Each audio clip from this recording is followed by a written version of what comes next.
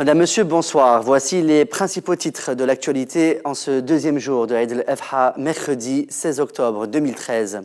La Marine nationale interpelle un chalutier égyptien avec à son bord 16 pêcheurs dans les eaux territoriales tunisiennes. Des blessés de la Révolution en sit-in devant le siège de l'Assemblée constituante menacent de commettre un suicide collectif.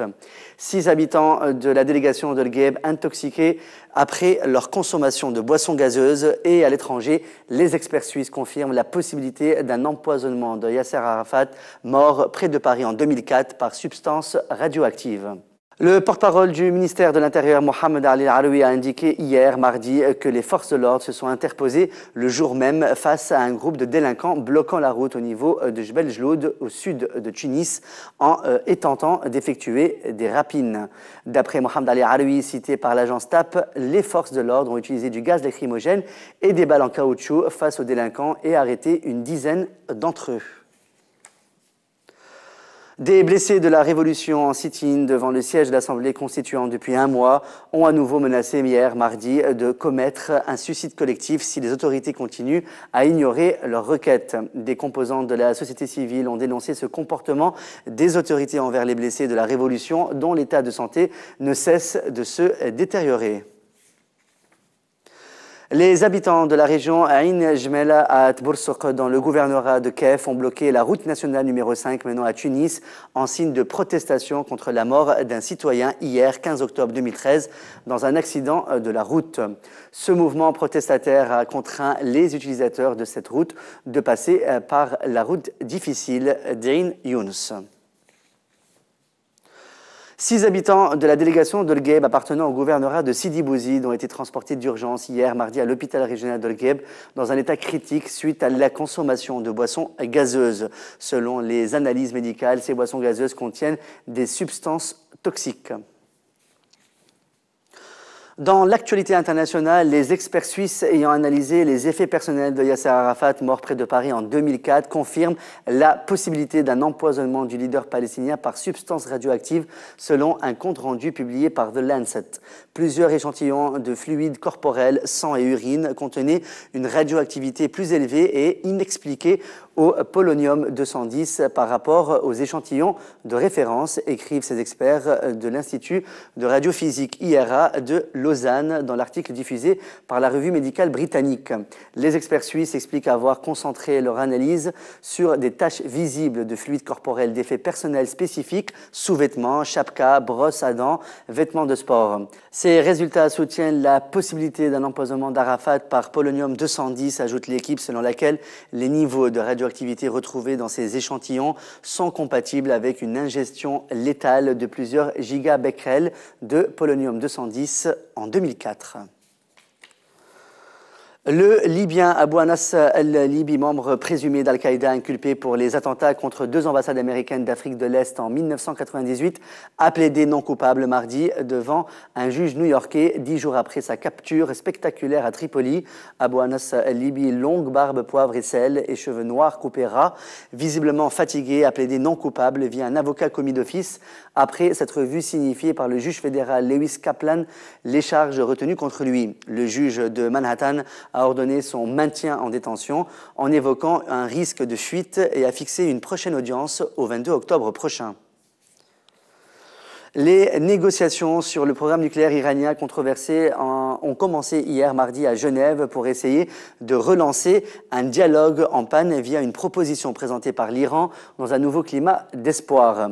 Les attentes sont d'autant plus grandes que le nouveau président iranien Hassan Rouhani a multiplié les gestes d'ouverture à l'intention des Occidentaux et en premier lieu des États-Unis. Les Iraniens ont fait une présentation PowerPoint de leur proposition dès le début de la réunion et cela a pris presque 1 heure de temps, a déclaré Michael Mann, porte-parole de Catherine Ashton, la chef de la diplomatie européenne qui préside les négociations. Cette nouvelle proposition de l'Iran mentionne des inspections surprises de ces sites nucléaires iraniens lors de l'étape finale du plan de Téhéran présenté à Genève, a affirmé mercredi le chef des négociateurs nucléaires iraniens.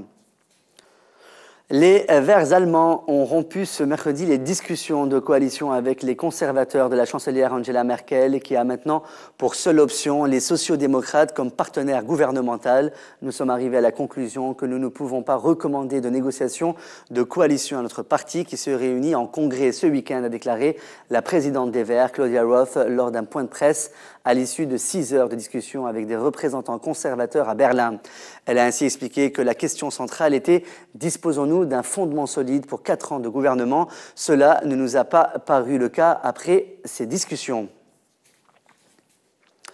Le Congrès américain n'a plus que quelques heures ce mercredi pour écarter le risque de déflagration mondiale que constituerait un défaut de paiement des États-Unis. Sauf accord in extremis, la première économie mondiale va entrer dans une zone aussi inédite que dangereuse à minuit mercredi 16 octobre au soir, jeudi 17 octobre à 5 heures du matin en Tunisie.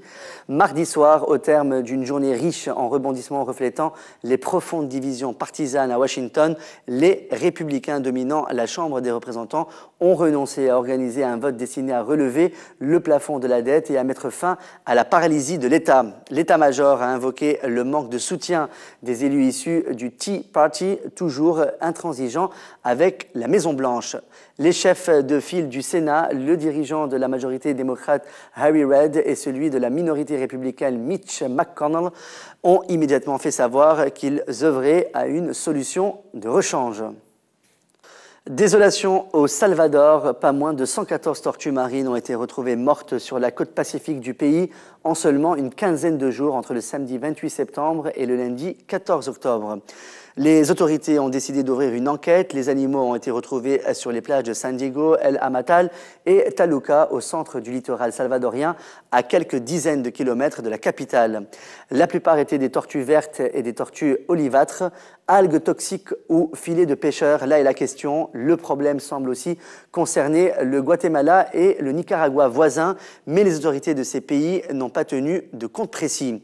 La vice-ministre de l'écologie du Salvador, Lina Paul, a évoqué le développement d'une algue toxique en haute mer comme cause possible de cette hécatombe. Des marées rouges d'algues toxiques se sont souvent constatées à cette période, mais ne s'étaient jusqu'à présent jamais soldées par des morts massives de tortues. Et on part en Syrie avec la première dame de Syrie, Asma al-Assad, qui est apparue dans un reportage télévisé diffusé par les chaînes syriennes qui plantait un olivier entouré de jeunes. C'est la fin de ce journal. Merci de votre fidélité. On se retrouve demain pour une nouvelle édition. Sur ce, passez une très bonne fin de soirée sur notre chaîne. Aïd Mabrouk encore une fois et à demain soir.